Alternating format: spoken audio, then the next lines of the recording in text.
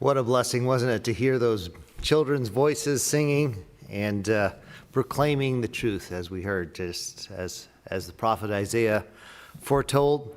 And there seemed to be a repeated theme that was talking about the light breaking through the darkness. They sang about that in a previous song as well. Let's read together from the Gospel of John, the first chapter, and let's read the first 14 verses. And you'll see in verse 5 that talks about that very same thing. So, Gospel of John, we have the four Gospels. They all have different beginnings. Both Matthew and Luke get into the specifics about Jesus' birth. And Matthew, we've got the prophetic view and also Joseph's experience. In Luke, we've got the historical view. He's got it rooted right into, exactly who's the tetrarch and who's the king and so on. But in John, we got the theological view, a very deep, he wrote it last. He was the disciple that leaned on Jesus' breast, was very obviously sensitive, deep thinker, and he's kind of giving us the profound meaning behind it all. So let's read it together in the Gospel of John. In the beginning was the Word, and the Word was with the God, and the Word was God. The same was in the beginning with God. All things were made by him, and without him was not anything made that was made. In him was life, and the life was the light of men. And the light shineth in darkness, and the darkness comprehended it not. There was a man sent from God whose name was John. The same came for a witness, to bear witness of the light, that all men through him might believe. He was not that light, but was sent to bear witness of that light. That was the true light, which lighteth every man that cometh into the world. He was in the world, and the world was made by him, and the world knew him not. He came into his own, and his own received him not. But as many as received him, to them gave he power to become the sons of God, even to them that believe on his name, which were born not of blood, nor of the will of the flesh, nor of the will of man, but of God. And the Word was made flesh, and dwelt among us, and we beheld his glory. The glory is of the only begotten of the Father, full of grace and truth. If you ever want to understand the Word better, I suggest you see Brother Brandon and sign up for some teaching Bible class. You tend to learn a lot more, not just because of the pressure of being in front of a lot of people, but because the Spirit works through you and you learn so much more as you really allow God to work. And if you ever want to understand the depth of our hymnals, I encourage you to sign up to Direct Music. Because when you are directing the music, as you paint the meaning of the words, you think, and the Spirit inspires. Especially if you got a good pianist like Eric Denzinger, it really helps. And you start to really appreciate the meaning that is hidden in these hymns that the children have sang and that we have the pleasure of singing. And sometimes, which we sing kind of in a rote fashion. We know the words, they're memorized, they just roll off the tongue. You don't even need the book, it just kind of flows. But you don't really think about the depth of the meaning. I had that experience just a couple midweeks ago. We were having we were singing our carols, and the carol that I've sang since a little kid, "O Come All Ye Faithful," and it's really one that as a kid I just liked the chorus because you start off quiet, you get to go louder, and you get to go as loud as you can, but the meaning of those words, I just want to give you a chance to think about that. In the fourth verse, depending how many verses are included in your book, I think in your celebration hymnal you have it in verse 3. it talks in the end of the word of the Father now in flesh appearing. And I just connected for the first time. Of course, I've read this. I've tried to preach on this passage many times because I have sensed the Word becomes flesh. The Word was made flesh is very profound. There is a depth of meaning that I have yet to fully comprehend. John takes these very profound concepts and he says them in simple words that children can articulate, and yet wise people can spend a lifetime and not plumb the depths of. And so as I realized, wait a minute, the song brought the sense that there's double meaning here about that word becoming flesh. We are celebrating, and the children have sung about Jesus, the Son of God, entering into time and space in a concrete and taking on a human body and becoming fully man as he is fully God, as this passage unequivocally is stating. There's many who try to challenge the deity of God, but you read this first verse of John chapter 1 and we see Jesus was not only in the beginning was the Word. The Greek there is in a continuing sense, he was pre-existent. He was there when the beginning happened. And he made the beginning happen. Nothing was made that was not made through his agency. If you read Colossians 1, it's amazing as it speaks to the glory of God. He is there, pre-existent. He is there with God. He's coexistent with God. Clearly, the Trinity is being taught here in ways we cannot argue. And he is the Word. It's not just the Greek intellectual, there's ideas, the essence, but the Word is a person.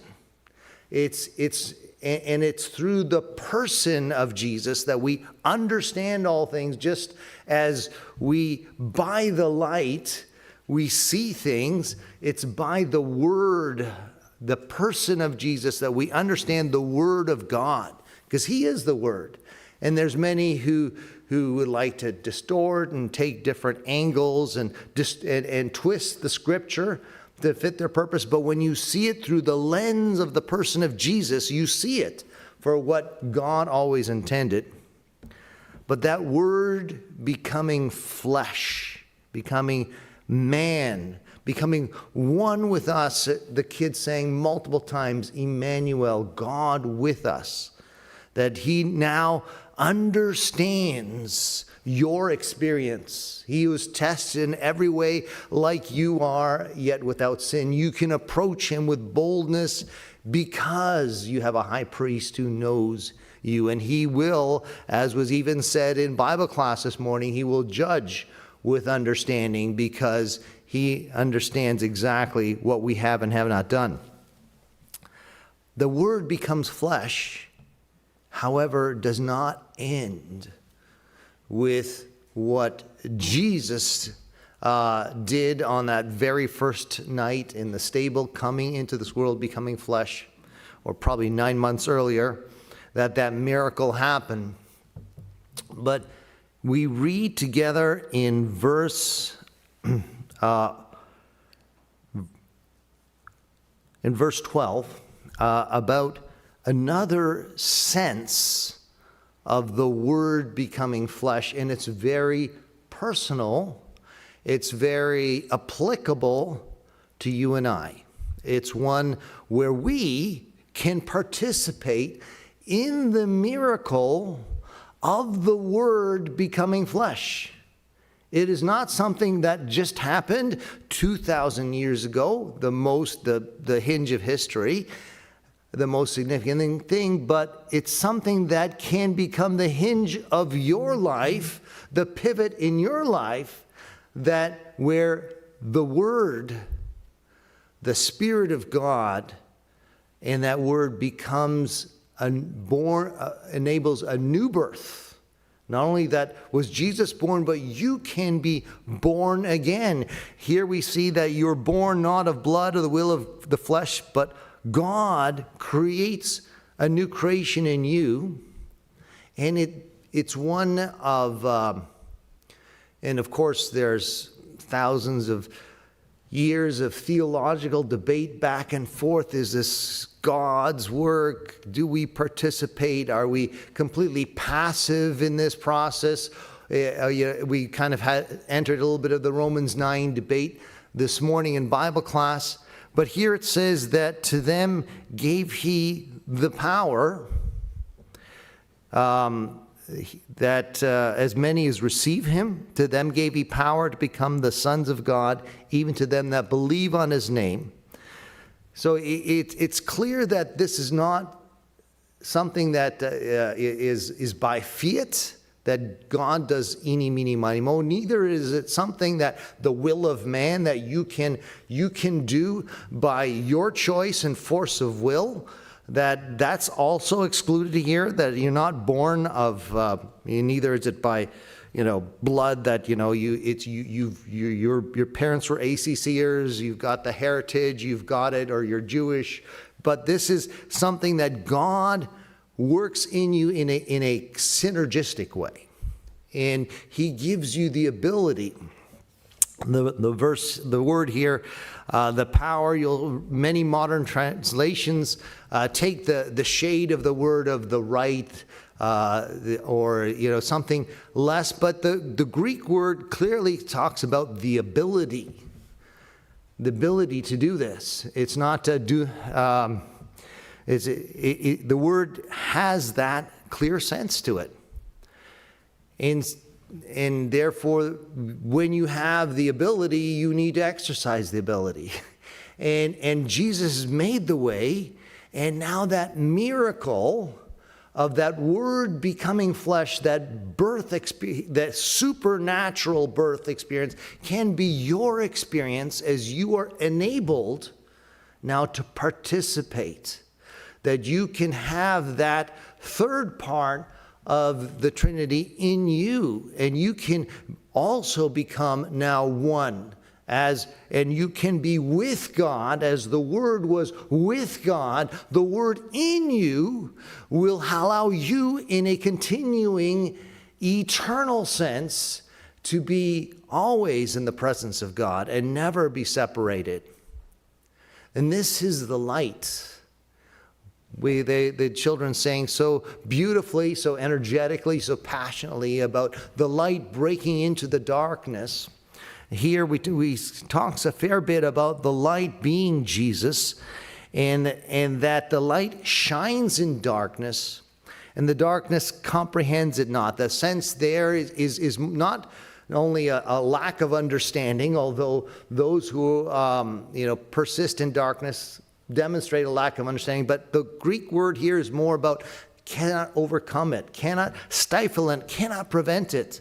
If this were, and I don't know if anyone's ever been in a cave or someplace where there's absolutely no light source, and then if you just have the tiniest light source, a flicker of a match, a flashlight, all of a sudden it dramatically changes everything. You go from not being able to see your hands in front of your face to be able to, once again perceive, and see. And we know that when Jesus came into the world, when his truth came into the world, when he, the Word, and he left that Word in a continuing sense, we have the Word with us even now, that light cannot be prevented, cannot be stifled. The dark, doesn't matter how heavy that dark is, that light cannot be stopped. Darkness has no power. Nothing can prevent that light from shining, no matter how pitch dark it is. And no matter how dark, perhaps the lies of Satan, the